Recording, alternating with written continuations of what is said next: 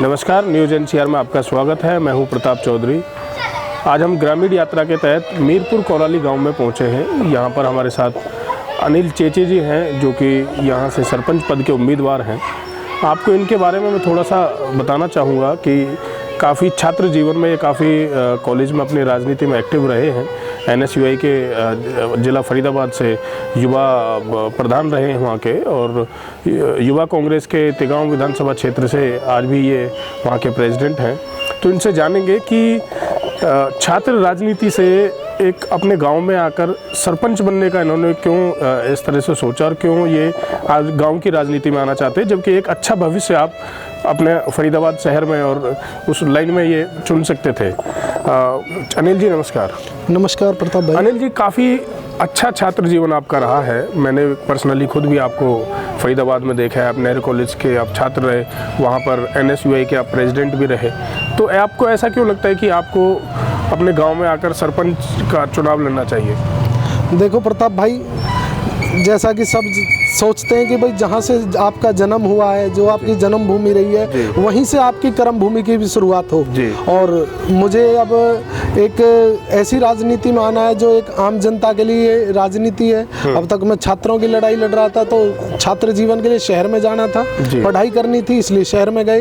अब मुझे अपने लोगों की लड़ाई लड़नी है, अपने गाँव की लड़ाई लड़नी है, अपने बुजुर्गों की लड़ाई लड़नी है।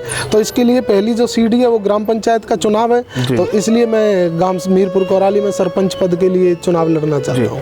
तो अनिल जी, कैसा आपको यहाँ के जो लोग हैं, आपने देखिए काफ़ी समय अपना शहर में व्यतीत किया और अब गांव में आके आप चुनाव की तैयारी कर रहे हैं, तो आपको युवाओं का, बुजुर्गों का किस तरह से सपोर्ट मिल रहा है? प्रताप भाई, गांव में युवाओं का बहुत अच्छा साथ मिल रहा है, बुजुर्गों का आशीर्वाद मिल रहा है, और जो मुझसे थोड़े बड़े हैं उनके मुझे दिशा निर्देश मिल रहे हैं, डायरेक्शन मिल रही है, और सही दिशा में अपना चुनाव चल रहा है। जी, आपको ऐसा क्या लगता है कि आपके अनुसार आपके गांव में ऐसी भी चीज़ें होनी चाहिए जो कि अब तक नहीं हैं, और ऐसी कौन सी समस्याएं हैं जिनको आप अपने मैनिफेस्टो में लेके गांव के लिए, गांव के हित के लिए काम करेंगे?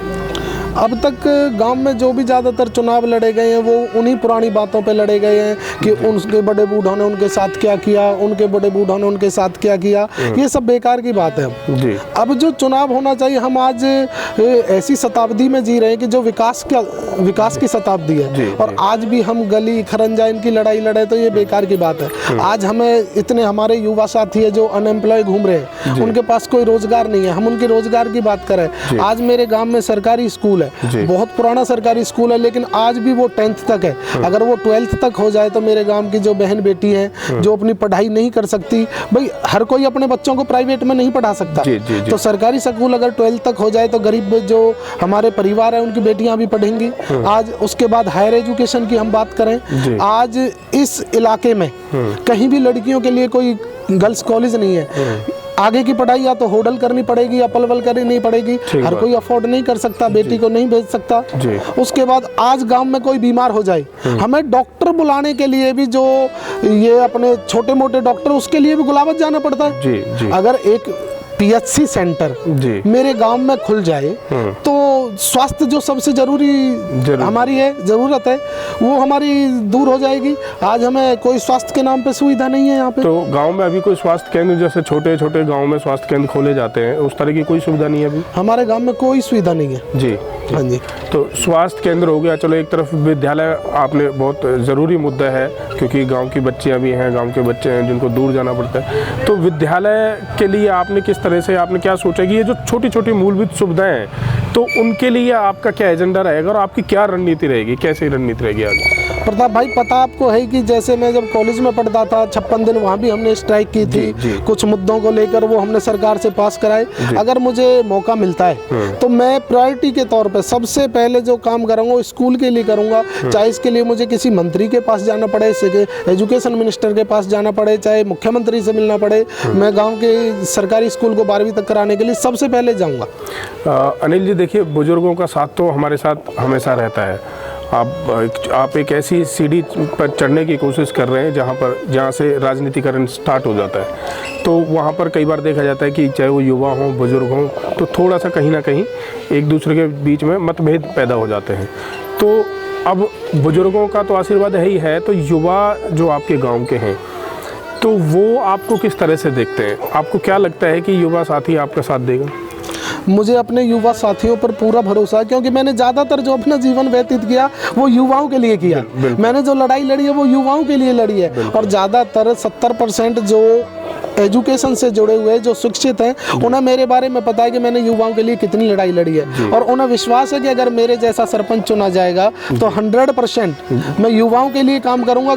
उसमें एक कारण और है, ये ग्रामीण अंचल है, यहाँ पर ज़्यादातर बच्चे फौज पुलिस इस पर डिपेंड करते हैं। और आपको भी पता है कि और कोई नौकरियां हमारे लिए जल्दी सी नहीं है। तो आज भी हमारे गाँव के अंदर, इतना बड़ा गाँव होने के बावजूद, आज भी कोई ऐसा स्टेडियम नहीं है जहाँ पे बच्चे जाके अपनी प्रैक्टिस कर सके, चाहे वो रेस की प्रैक्टिस हो, चाहे वो किसी खेल की प्रैक्टिस हो। आज हमारे गांव में कोई स्टेडियम नहीं है। हमारे पास जमीन है, सब कुछ है, पंचायत में जमीन है, मुझे मौका मिलेगा मैं स्टेडियम बनवाऊंगा। स्टेडियम में प्रॉपर बच्चों के लिए गेम के लिए सुविधा कराऊंगा। गांव में गली में नुक्कड़ पे युवा खड़े रहते भाई। आज एक लाइब्रेरी अच्छी सी अगर हम बना दें तो ये जो गलियों में इधर उधर खड़े रहते लाइब्रेरी में पढ़ेंगे। पंचायत पे अपना फंड है, 5 टीचर हम अफोर्ड कर सकते हैं। 5 टीचर अगर हम कॉम्पिटिटिव एग्जाम की तैयारी के लिए लगा दें और एक बार जो भर्ती आई उसमें अगर 10 बच्चे भी लग गए और फ्री हम उनकी अगर तैयारी करा दे पंचायत की तरफ से, तो ये तो बहुत अच्छा काम हो जाएगा। अनिल जी, हमारा ये अंतिम सवाल है और मैं चाहूँगा कि इस अंतिम सवाल में आप अपने गांव वाले से कोई अपील करना चाहें, अपने युवा साथियों से, अपने बुजुर्गों से जो कि आपके ऊपर आशीर बनाए रखें, तो आप उसके लिए अपील कर सकते हैं हमारे चैनल के माध्यम से।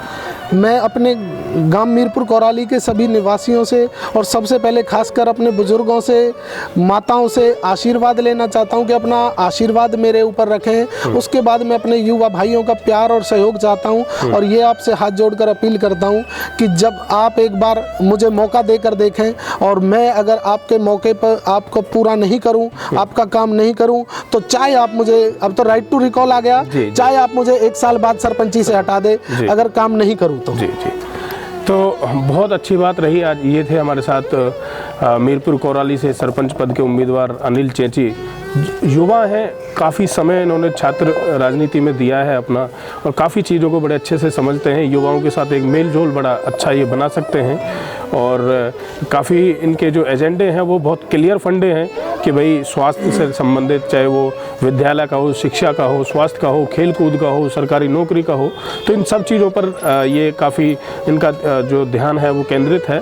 और ऐसा हर कोई सरपंच इन सब चीज़ों को नहीं सोच पाता है, तो काफ़ी उनके क्लियर फंडे हैं। तो हम भी ये अपील करेंगे मीरपुर के निवासियों से कि वो नए युवा उम्मीदवार को सरपंच बनाएं अपने गांव में और गांव के विकास को एक आगे बढ़ाएं। देखो, समर्थन मिलेगा, होनहार बच्चा है जी, बढ़िया बालक है, चारों तरफ इसकी तारीफ करते हैं लोग और ये काम को पूरे करेगा जी। देखो जी, हमने अनिल भाई जी को बनाया है जी, चुना है जी और इसको खड़ा कर दिया हमने जी। अच्छा लड़का है, नया लड़का है। देखो आज हम इसकी अभी यंग उम्र का लड़का है जी, इसकी आगे वो बढ़ाएं, उम्मीद है तो ये फिर आगे और भी कुछ करेगा जी। तो नया लड़का इसे समाज के अंदर घुसाते हैं, देखते हैं जी।